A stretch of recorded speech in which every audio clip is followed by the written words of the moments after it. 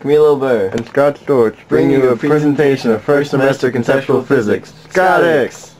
Light moves at a constant speed in a straight line and no outside forces act on it. As Scott is walking, he has inertia, as do all objects. As he starts running, an external force is acting on him, which is his own body, thus increasing his inertia. This is Newton's first law. Newton's second law can tell us more about Scott's acceleration, which is change in velocity. It states that acceleration equals force divided by mass. Thus, force causes pure acceleration, but it's slowed down by mass, so we divide by that same mass. We can also figure out quantitatively what Scott's acceleration is by using Newton's formula. Newton's third law tells us that for every action that is exerted, the object that is affected exerts an equal and opposite reaction.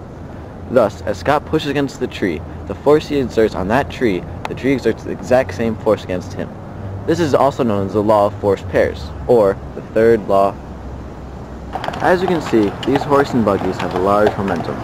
They both have mass and velocity. Although the velocity is small, the mass they hold is very big. Momentum is actually defined as mass times velocity, meaning that either an object can have a small mass or a large speed, a small speed and a large mass, or both. It all constitutes momentum. As you've just seen, the horse buggy and the horse had a large mass but a relatively small velocity.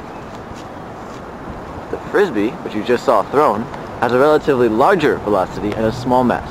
These are all examples of momentum.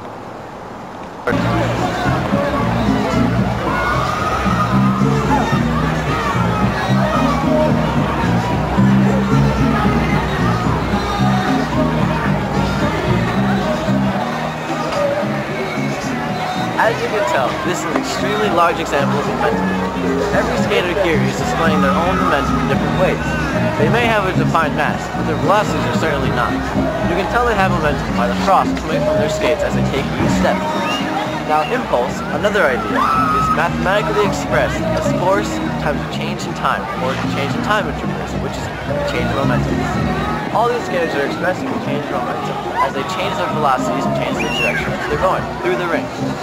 Now, the experienced skaters have their own impulse as they change the direction and their speed per step. The inexperienced skaters fall, and thus also expressing an impulse as they can't keep the velocity and change that on the ice.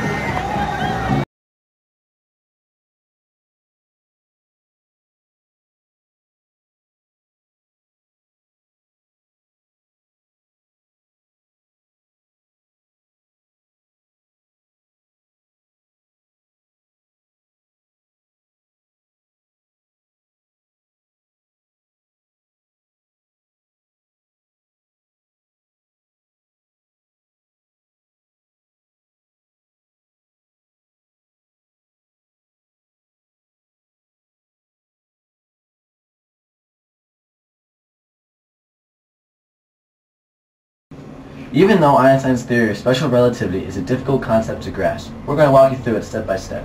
As demonstrated by the increasing numbers on the elevator panel displaying the floor we're on, it is clear that we are moving.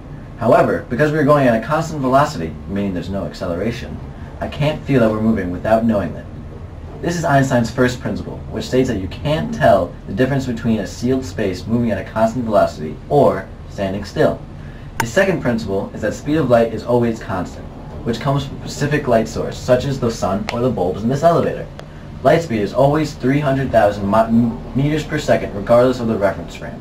However, Einstein said that time and space can warp depending on the reference frame.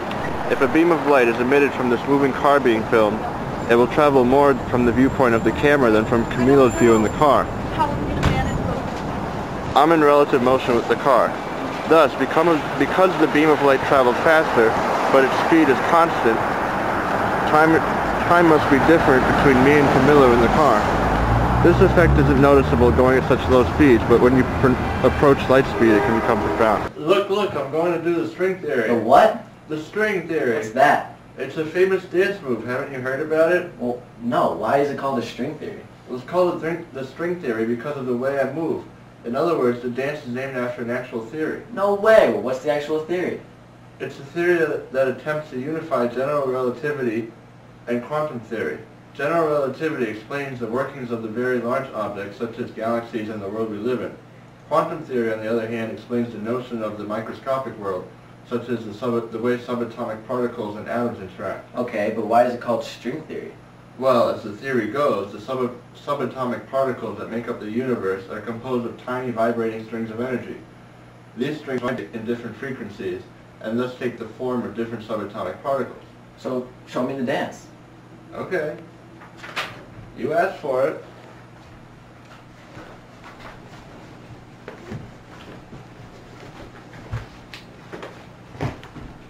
Just to summarize all the ideas presented in this video, we learned that Newton's first law of motion states that every body has inertia, and an object subject to no external forces must be unaccelerated. Newton's second law states that force equals mass times acceleration, while the third law of motion states that for every action there is an equal and opposite reaction, which works in force pairs. We learned that momentum is mass times velocity, while impulse is mathematically expressed as force times change in time, meaning the change in momentum. We learned about two types of energy, chemical and mechanical. Although energy can easily be converted among the various types, it can never be created or destroyed. It is only conserved. Einstein's theory of relativity, in a nutshell, states that although the speed of time is constant, time and space are variable dependent on the frame of reference. Not only was Scott able to pull off some excellent dance moves, we also learned that a promising hypothesis which attempts to unify the complex theories of relativity and quantum theory. String theory postulates that subatomic particles are made of vibrating strings. These are just some of the many phases of physics that we have studied this semester. We hope you have enjoyed our video. Until next time, this has been a presentation by Scotics.